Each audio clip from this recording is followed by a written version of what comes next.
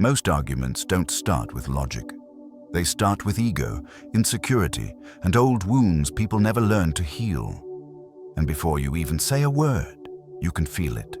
The tension in your chest, the heat in your face, the rush of adrenaline pushing you to defend yourself at all costs.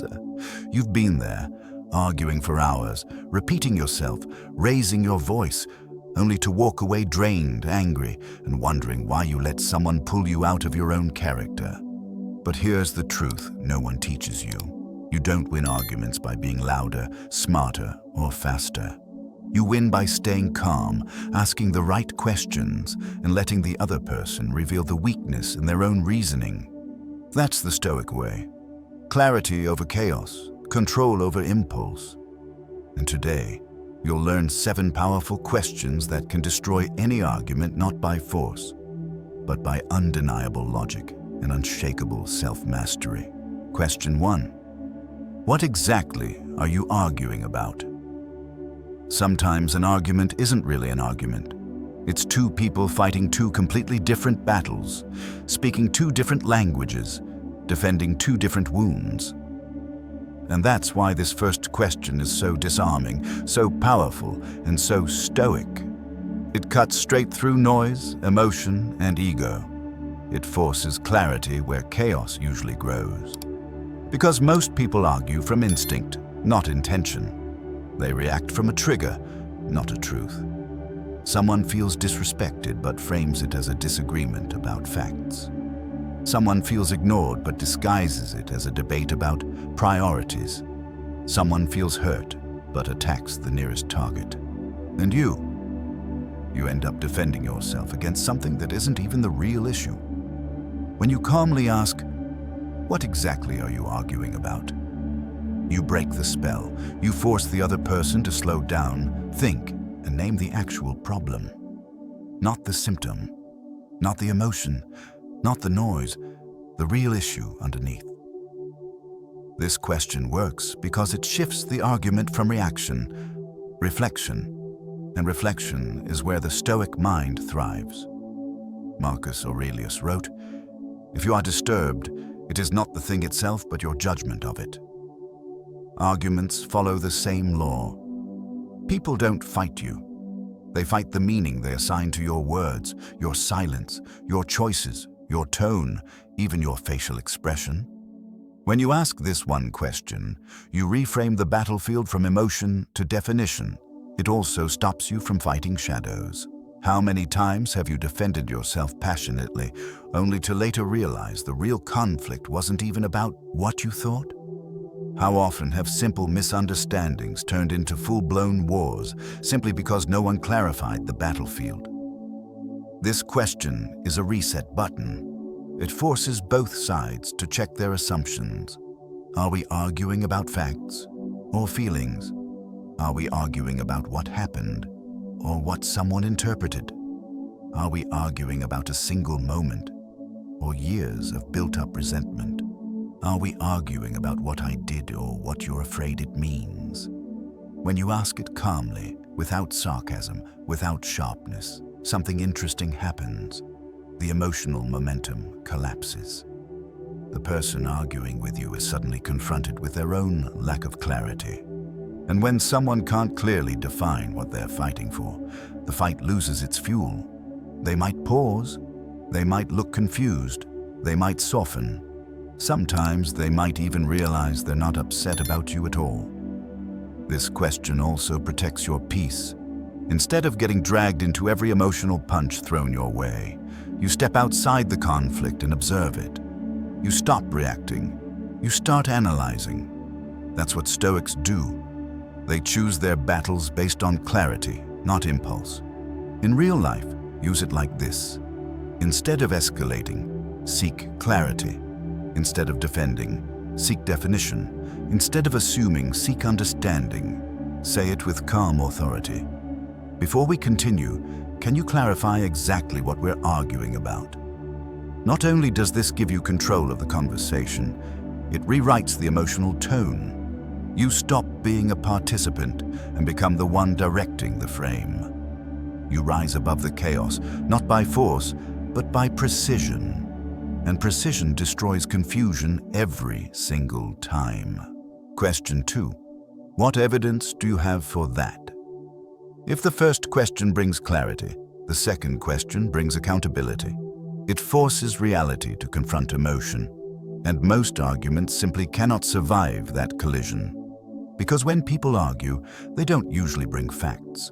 They bring assumptions, fears, projections, and stories they've told themselves long enough to believe are true. And when you calmly look them in the eye and ask, "What evidence do you have for that?" the entire tone of the argument changes. Why? Because this question removes the emotional oxygen from the fire. It shifts the conversation from accusation to proof, from heat to reason. It takes the argument out of the realm of feelings and places it firmly into the realm of reality. The place Stoics operate best.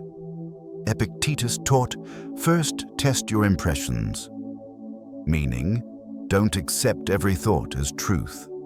Don't accept every accusation as fact. Don't accept every emotional reaction as reality. Arguments go wrong because people skip that step.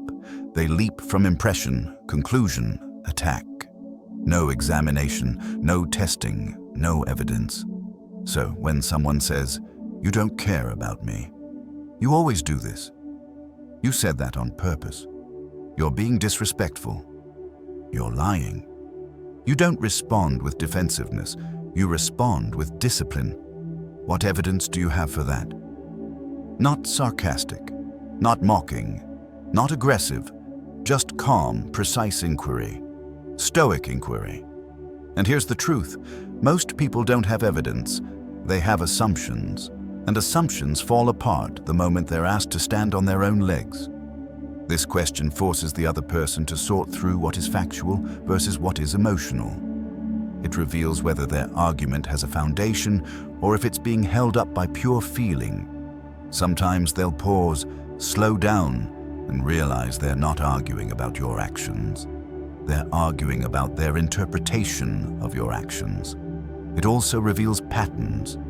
If someone constantly accuses you without evidence, what they reveal is not your character, but their mindset, their insecurity, their fear, their lack of clarity, their need to turn emotion into narrative.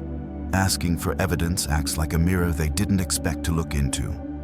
And let's be honest, evidence protects you too. It prevents you from being guilt-tripped, blamed unfairly, or emotionally manipulated. It gives you a shield. When you use this question, you anchor yourself in reason instead of chaos. Here's how to apply it gracefully in real life. If someone makes a claim, don't jump to defend or apologize. Don't take responsibility for feelings that aren't yours. Don't let someone project their fear onto your identity. Just ask, what makes you believe that? Or, can you walk me through the facts you're basing that on? Or simply, what evidence supports that idea?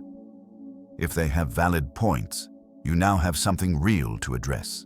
If they don't, the argument dissolves under its own weight. This question transforms the battlefield. It stops emotional punches. It shifts power back to clarity. It forces both sides into honesty. And most importantly, it honors a core Stoic teaching. Reality is the guide, not fear, not ego, not assumption. Question 3.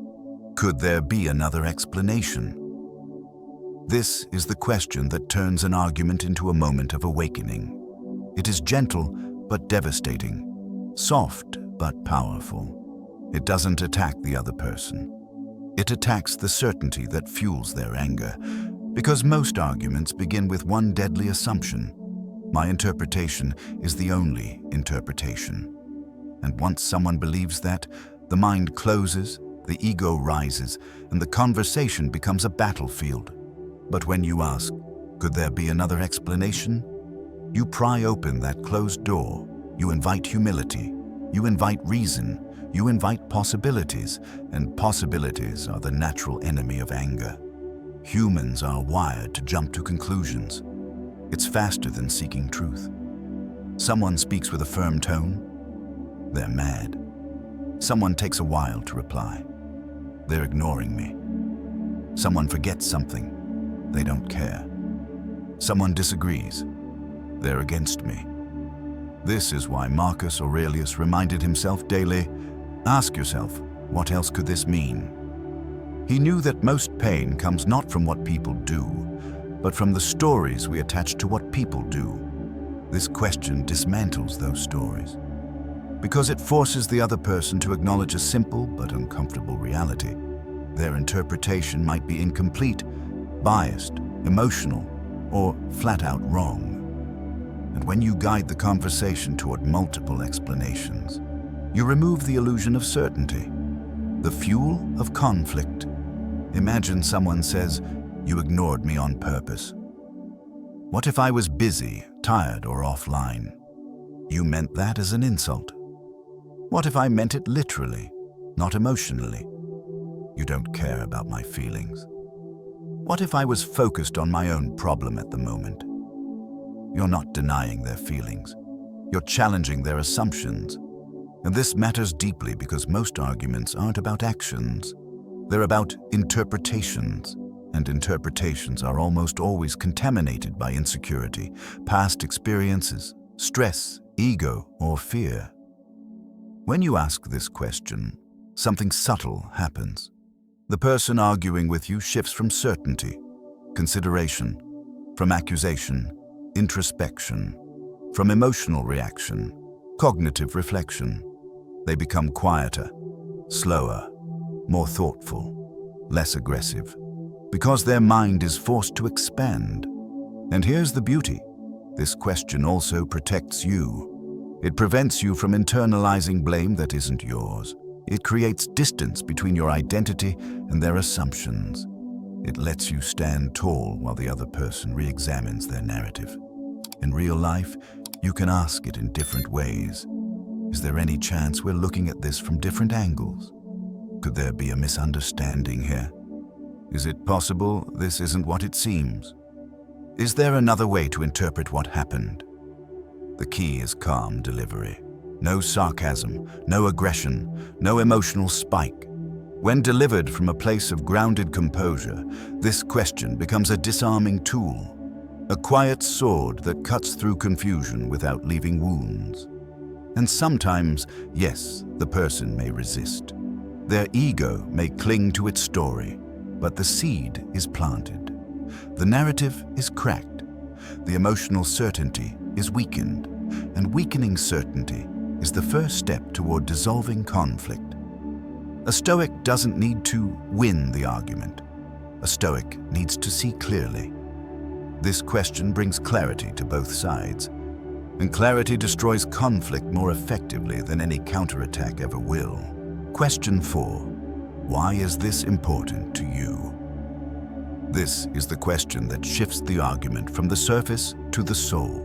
Because no matter what people say they're arguing about, the real conflict usually lives underneath, in unmet needs, old wounds, hidden fears, or values that feel threatened. And when you ask, why is this important to you? You redirect the entire conversation away from attack mode and into self-awareness. Most people have never been asked this question in their entire lives. They argue on autopilot, they defend positions they haven't examined, they raise their voice without understanding the emotion behind it. They react, but they don't reflect. And so the argument escalates, not because the issue is big, but because the meaning behind it is.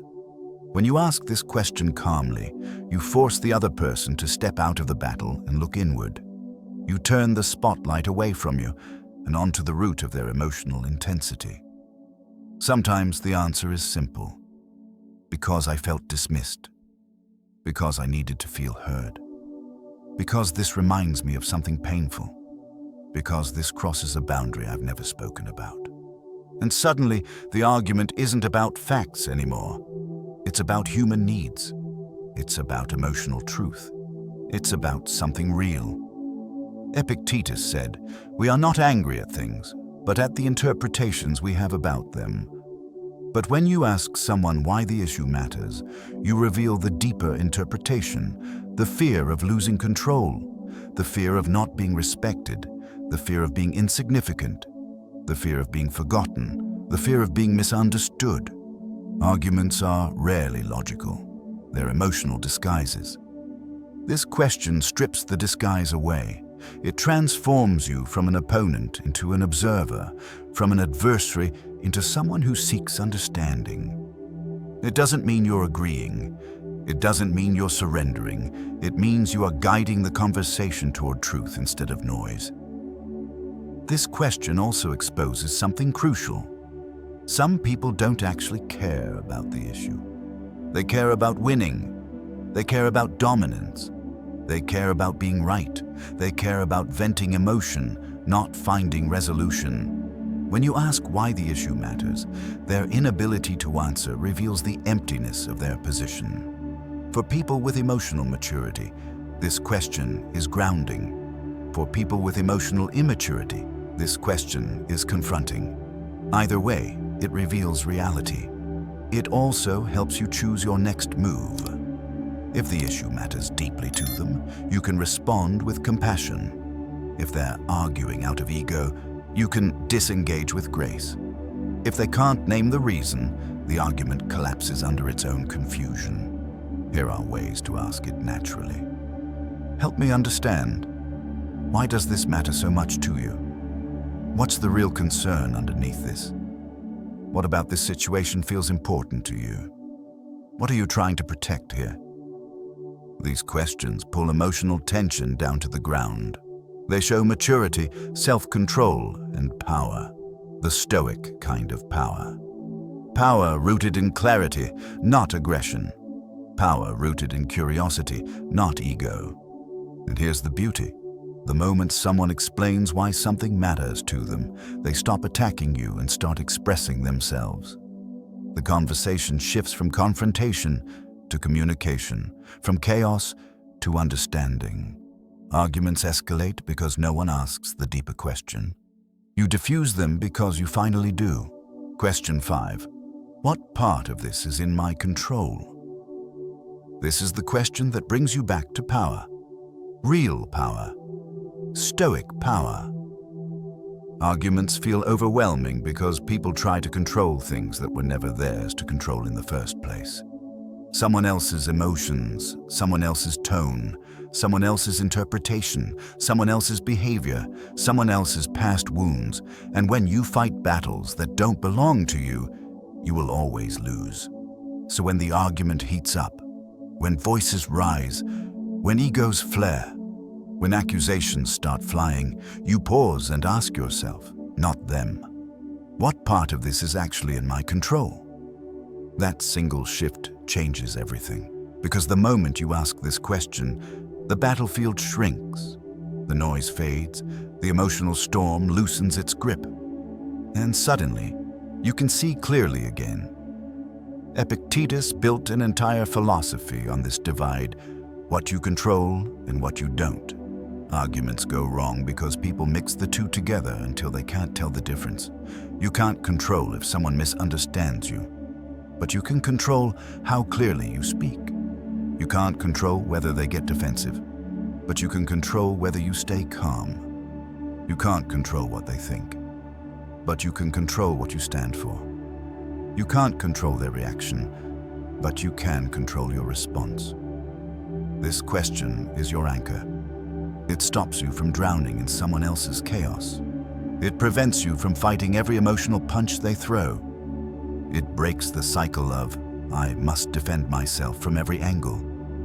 It reminds you that much of what feels like a personal attack is often just someone projecting their own insecurity.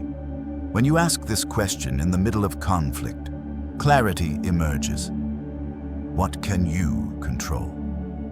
Your tone, your breathing, your words, your boundaries, your willingness to continue the conversation, your emotional posture. What can't you control? Their assumptions, their ego, their need to win, their unresolved issues, their interpretation of your motives, how they rewrite the story afterward. And once you see this clearly, you stop wasting energy on the impossible. This question also prevents emotional manipulation. People will try to make you responsible for their reactions. They'll try to guilt you, shame you, pressure you, or provoke you. But the moment you ask, "What part of this is mine?"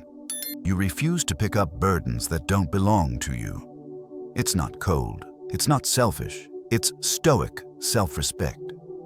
In a real-life argument, this might sound like, "I can't control how you interpret that. I can only explain my side calmly. I can't control your feelings, but I can listen respectfully. I can't control whether you get upset, but I can choose not to escalate this. I can't control your past, but I can control the way I show up in this moment." This question makes you unshakable. It positions you as the adult in the room, the steady flame in a chaotic storm. While the other person spirals, you stay grounded in what is yours and release what isn't. And that's where real strength comes from. Not from winning every argument, but from refusing to be controlled by them. Question 6. What outcome are you hoping for? This question is the great realignment. It drags the argument out of the emotional trenches and forces both people to lift their eyes toward the horizon. Because most arguments spiral, not because the issue is serious, but because no one remembers what the point is anymore.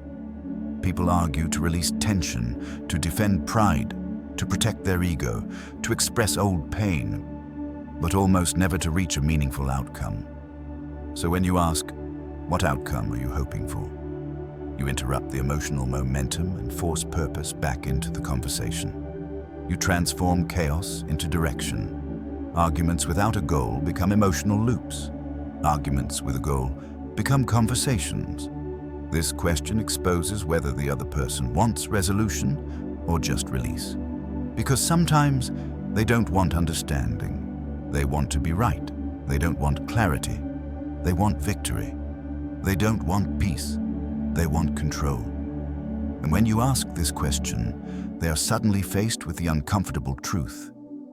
If there is no meaningful outcome, why are we fighting? Marcus Aurelius often reminded himself to ask what the purpose is in everything he did. Purpose is a sword. It slices through confusion. Without it, we get trapped in defending our position instead of improving our understanding. Many arguments collapse instantly when you ask this question because the other person realizes they don't actually know what they want. And without a target, the tension loses fuel. They suddenly have to examine their motives, something most people avoid. Here's what this question helps reveal. Do they want an apology? Do they want reassurance? Do they want boundaries? Do they want clarity? Do they want to feel heard? Do they just want someone to blame? Do they need emotional validation rather than a logical explanation? Each answer leads to a completely different path forward.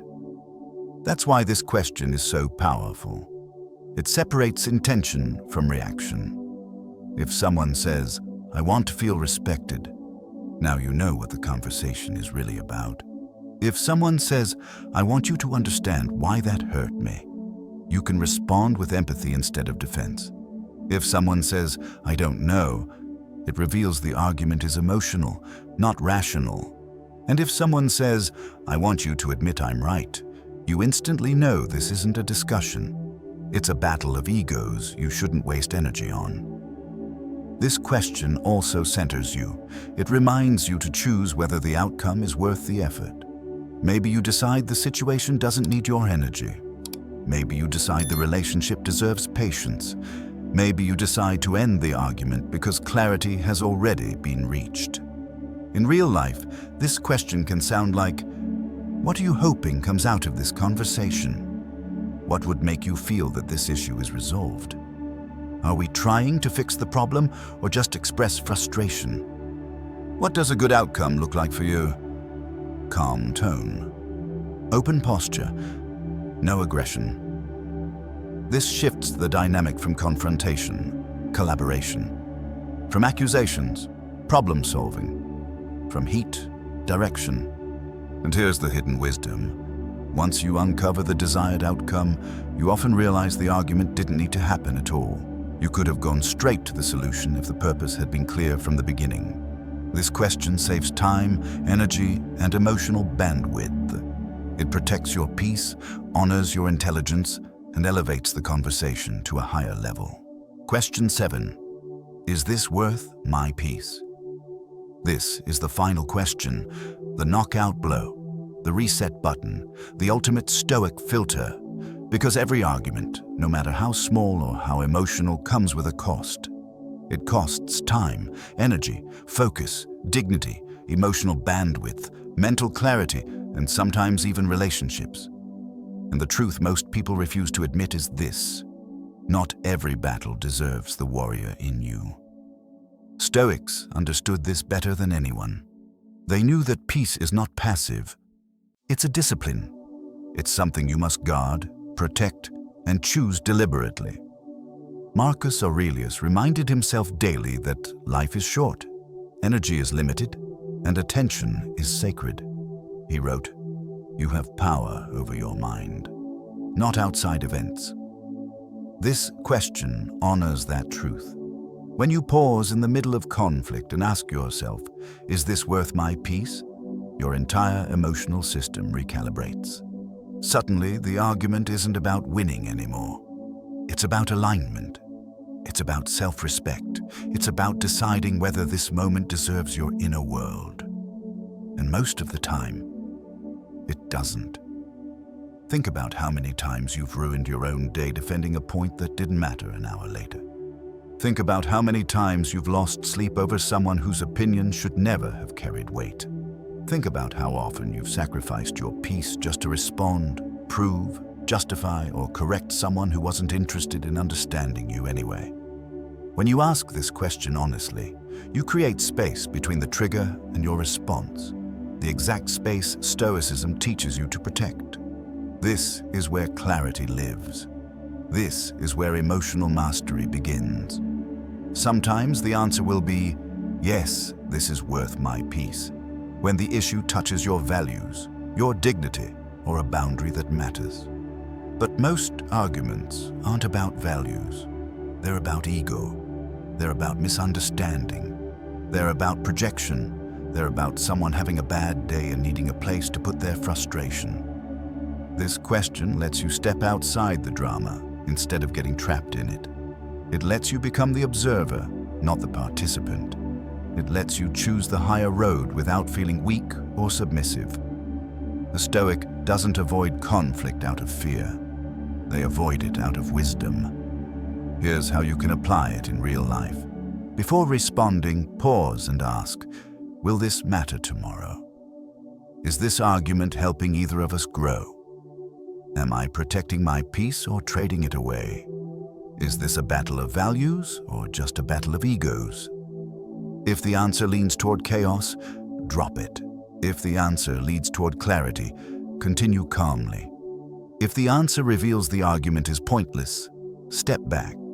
If the answer exposes a deeper issue, shift into understanding. Peace is not the absence of conflict, it's the mastery of response. This question puts you back in command of your inner world. It gives you permission to walk away from noise. It gives you authority over your emotional energy. It turns arguments into choices, not traps. A person who can ask this question in the heat of conflict is not controlled by the world. They control themselves within it. And that is the highest form of strength a Stoic can practice. At the core of every argument is the same fork in the road. React blindly, or respond with intention. And the 7 questions you've learned in this video are not just techniques. They are tools for building a stronger, calmer, more disciplined mind. They pull you out of emotional autopilot and place you back in the position of control, where Stoics have always operated. Because when you step away from assumptions and step into inquiry, the entire dynamic of conflict changes. Instead of fighting, you investigate. Instead of defending, you clarify. Instead of escalating, you redirect. And instead of losing your peace, you protect it. These 7 questions dismantle arguments not through force, but through wisdom. What are we actually arguing about? What evidence supports this? Could there be another explanation? Why does this matter? What part is mine to control? What outcome are we aiming for? And is any of this worth my peace? If you ask even one of these with calm composure, the argument bends. If you ask all 7, the argument dissolves. Remember, the goal is not to win every debate. It's to win yourself back every time you feel pulled into chaos. True mastery isn't about defeating others. It's about refusing to be defeated by your own impulses. Thank you for watching. If these questions helped you see conflict differently, share them, practice them, and revisit them whenever you feel yourself slipping. And don't forget to subscribe for more Stoic wisdom. Your peace is your greatest power. Guard it well.